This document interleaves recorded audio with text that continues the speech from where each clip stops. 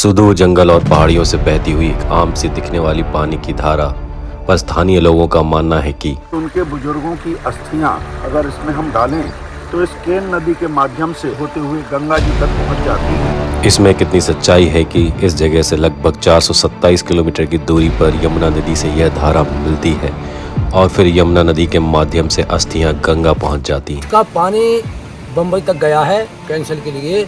इसकी पड़ताल करने के लिए हम इस धारा के उद्गम तक पहुंचने की कोशिश करेंगे और पता लगाएंगे कि क्या यह बुंदेलखंड, जो कि मध्य प्रदेश और उत्तर प्रदेश का एक प्रमुख क्षेत्र है, वहां की एक प्रमुख नदी केन का उद्गम स्थान ही है।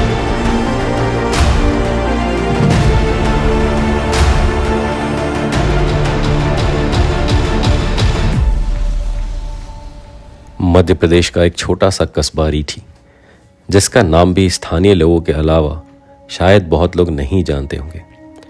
वहां पर कहा जाता है कि केन नदी का उद्गम स्थान या ओरिजिन पॉइंट है। आज स्पॉटलाइट की टीम उस उद्गम स्थान तक पहुंचने का प्रयास करने वाली है। यह महत्वपूर्ण इसलिए है क्योंकि बाकी नदियों की तरह इसका ओरिजिन पॉइंट पूरी तरीके से मार्क्ड या स्थापित नहीं है और अभी भी इसके ओरिजिन पॉइंट के सटीक स्थान का लोगों को पता नहीं है। अभी जो रेलवे क्रॉसिंग हमने पार किया उसकी दूसरी तरफ रीठी कस्बा है और अभी हम जिस तरफ जा रहे हैं वहाँ जंगल और पहाड़ियों का रिजर्व इलाका है। अगर आप बुंदेलखंड के रहने वाले हैं या फिर आपको इस क्षेत्र के बारे में जानकारी है तो आपको पता होगा कि केन और बेतवा इस क्षेत्र की सबसे महत्वपूर्ण नदियां और लाइफलाइन है। साथ ही साथ दोनों नदियां यमुना और गंगा की सबसे महत्वपूर्ण सहायक नदियों में से एक है। रास्ते की स्थिति देखकर आप समझ सकते हैं कि यहाँ पहुँचना अभी भी उतना आसान नहीं है। हमें अपनी गाड़ी छोड़नी पड़ी और हमने यहाँ के फॉरेस्ट डिपार्टमेंट के लोगों से रिक्वेस्ट किया हमें उद्गम स्थान तक पहुँचाने के लिए।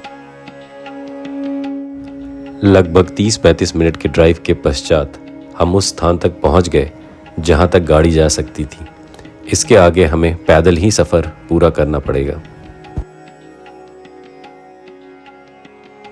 अभी तक हमें कहीं भी पानी या फिर उसका स्रोत नज़र नहीं आ रहा था।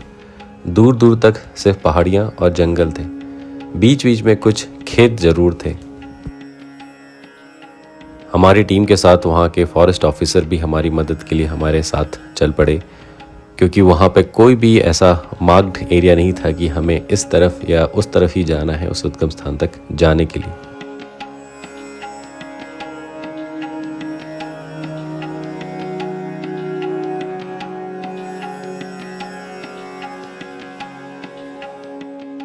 थोड़ी देर बाद हमें एक पतली सी पानी की धारा नजर आई, जो कि शायद केन के प्रमुख सोर्स से निकलकर आ रही होगी। हमारे साथ मौजूद उस क्षेत्र के जानकार लोगों ने भी हमें यही बताया, लेकिन इसकी सत्यता स्थापित करने का सिर्फ एक ही उपाय था और वह था कि हम इस पानी की धारा को फॉलो करते हुए उल्टी दिशा में जाएं और फिर शायद यह पानी की धारा कहाँ से आ रही है, इसका प्रमुख सोर्स क्या है, वो हमें पता चल पाए।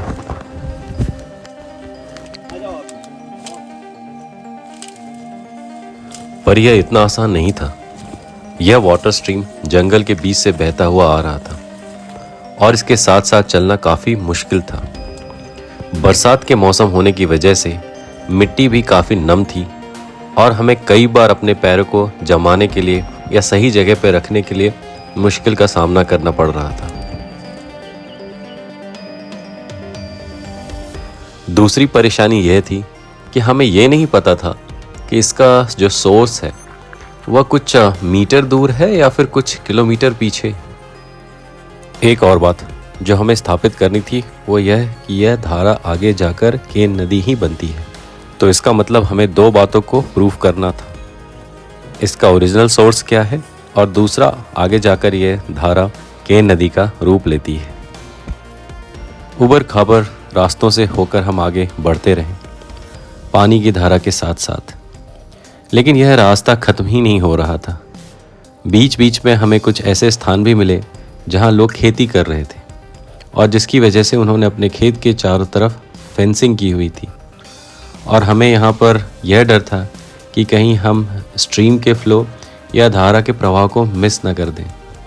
पर किस्मत से ऐसा नहीं हुआ और हमने अपनी नज़र धारा के प्रवाह के ऊपर बनाकर रखी और उसको फॉलो करते रहे। फिर हम एक ऐसे स्थान पर पहुंचे जहां यहाँ के स्थानीय लोगों के अनुसार उद्गम स्थान है। पर आप देख सकते हैं कि यहाँ पर पानी का जो सोर्स है या स्ट्रीम है उसका ओरिजिन यहाँ नहीं है, बल्कि धारा तो पीछे की तरफ कहीं और जा रही है।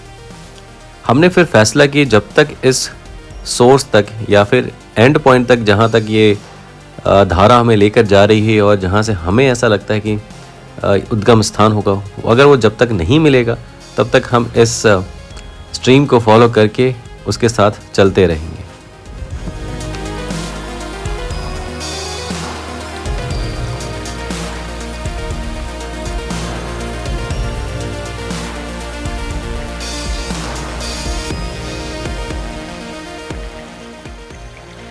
पत्थरों के बीच से बहती हुई और कल-कल का मधुर आवाज करती हुई यह धारा बहती जा रही थी और हम उसके साथ साथ उसके पीछे चल पड़े। नेचर एक अजूबा ही तो है। देखिए कैसे एक पानी की छोटी सी धारा एक नदी का रूप ले लेती है और फिर यह छोटी सी नदी बड़ी नदी में जाकर मिलती है, फिर वह बड़ी नदी जाकर सागर में मिल जाती है। इसका मतलब इस पानी का कुछ अंश यहाँ से हजारों किलोमीटर दूर सागर तक पहुंच जाता है।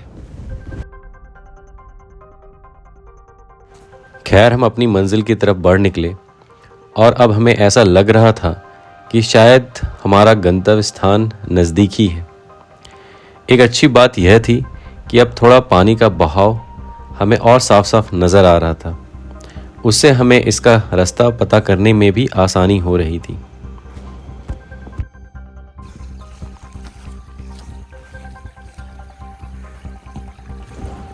छोटे छोटे घुमावदार पगडंडियों से होते हुए हम आगे बढ़ते रहे और अभी आप देख सकते हैं कि कैसे चट्टानों के बीच से एकदम साफ सुथरी एक पानी की धारा है जो आगे की ओर बढ़ती जा रही है। हम इसके उल्टे डायरेक्शन में जा रहे हैं जैसे कि हम शुरू से आपको बताते आ रहे हैं और हम ये पता करने की कोशिश कर रहे हैं कि ये जो धारा है जो कि आगे जाकर एक बहुत ही महत्वपूर्ण केन नदी बनती है। तभी हमने देखा कि यह पानी की धारा सामने के खेत में जाकर एक छोटा सा कुंडनुमा स्थान पर पहुंचकर लगभग गायब सी हो जाती है और वहाँ हमें एक खेत और वहाँ खेत में काम करता हुआ एक किसान भी नजर आया। तो क्या यही इस नदी का उद्गम स्थान है और यहाँ पानी आता कैसे है?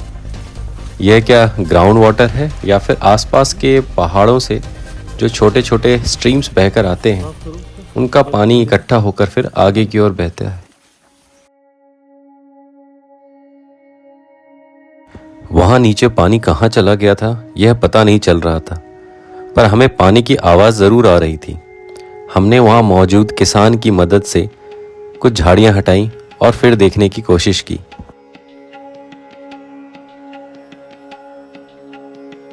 हमें पानी की आवाज तो आ रही थी पर इस जगह पर पानी नजर नहीं आ रहा था। शायद पत्थर रखकर इसकी दिशा मोड़ने की कोशिश की गई थी।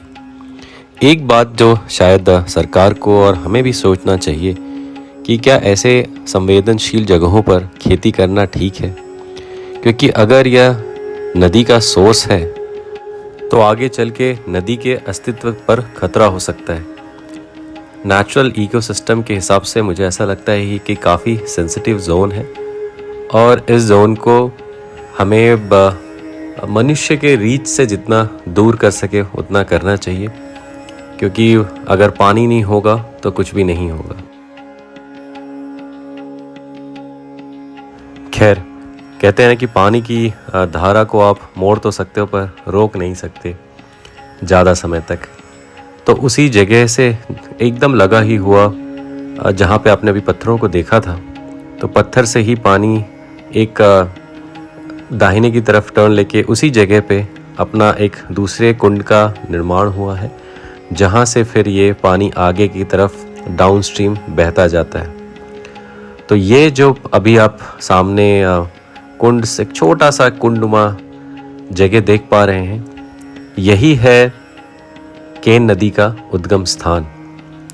और इसी जगह से ये लगभग 427 किलोमीटर लंबी नदी, जो कि अपने रास्ते में मध्य भारत के काफ़ी क्षेत्र को, जिसमें मध्य प्रदेश और उत्तर प्रदेश का भी काफ़ी क्षेत्र आता है, को पानी मुहैया करवाते हुए जाती है और एक तरीके से यहाँ की लाइफ लाइन है।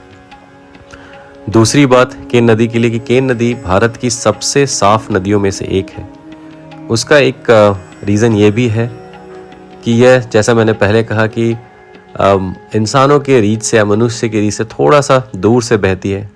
ये कुछ शहरों से ज़रूर जाती है, लेकिन इसका जो मैक्सिमम कोर्स है वह जंगलों से, पहाड़ों से, बीहड़ इलाकों से होकर जाता है, जिसकी वजह से ये इतना प्रदूषित नहीं हो पाया है। इसके साथ साथ क्योंकि ये बहुत सारे जंगलों के रास्तों जैसे पन्ना नेशनल रिजर्व, छतरपुर के बीहड़ के इलाकों, यहाँ से होकर गुजरती है, और यहाँ पर बहुत सारी छोटी बड़ी नदियाँ जो कि जंगल के बीच से निकलती हैं, माउंटेन स्ट्रीम्स हैं जो कि अपने आप में बहुत साफ़ होती हैं, वो आकर इसको मिलती रहती हैं और इसको रीजुविनेट करती रहती हैं। आगे आने वाले एपिसोड्स में हम इस नदी के साथ जब आगे की ओर तरफ जाएंगे तो हम आपको ये भी दिखाएंगे कैसे ये नदी मध्य भारत के कुछ सबसे खूबसूरत इलाकों का निर्माण करती है, जिसमें कुछ इम्पॉर्टेंट जगह जैसे मध्य भारत के सबसे बड़े गॉर्जेस, कुछ मेजर क्रोकोडाइल पार्क्स, क्योंकि इनका पानी बहुत साफ़ होता है, इसकी वजह से यहाँ पर घड़ियालों की संख्या या क्रोकोडाइल्स काफ़ी मात्रा में मिलते हैं, और बहुत ही कुछ इस नदी के आसपास ऐसी चीज़ें हैं जो आप देखना चाहेंगे, वो लेकिन हम अभी आगे के एपिसोड में आपको दिखाएंगे। फ़िलहाल हम आपको उस जगह पर लेकर चलते हैं जहां हमने एपिसोड की शुरुआत की थी।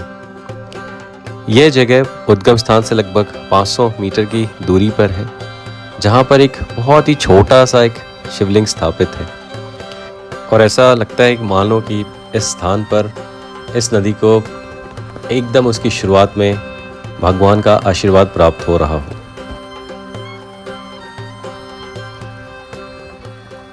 निवासियों का मानना है कि उनके बुजुर्गों की अस्थियां अगर इसमें हम डालें तो इस केन नदी के माध्यम से वो यमुना जी से होते हुए गंगा जी तक पहुंच जाती हैं।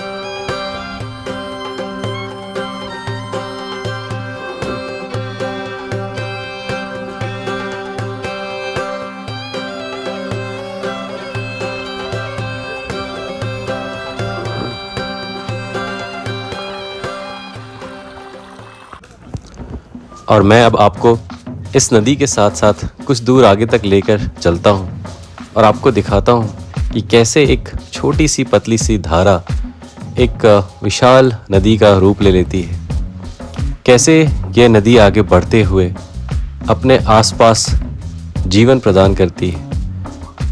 और नदियों की वजह से जीवन तो मिलता ही, पर नदी के आसपास पे एक काफ़ी बड़ा एक इकोसिस्टम डेवलप होता है, जहाँ पर जंगल हैं, जानवर हैं, साधु संत हैं। ठीक है, श्रावण, हाँ, इसका पानी बम्बई तक गया है कैंसर के लिए। बता रहे हैं कि जो 3 महीना यहाँ रह लेता है कैंसर वाला, वो पानी पी लेता है तो वो ठीक हो जाता है।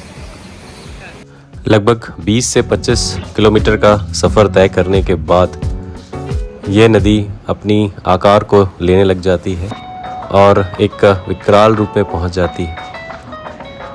जैसे कि छतरपुर और पन्ना के बीच का यह स्थान, जहाँ पर कुछ और छोटी नदियाँ केन नदी में मिलती है, और इसका जो रूप है और भी विशालकाय हो जाता है। यहीं से आगे बढ़ते हुए पठार क्षेत्र में केन नदी पहुँचती है, और यहाँ पे कुछ देश के बहुत ही सुंदर प्राकृतिक आश्चर्यों का निर्माण करती हुई जाती है, जो कि हम अपने आगे आने वाले एपिसोडों में देखेंगे।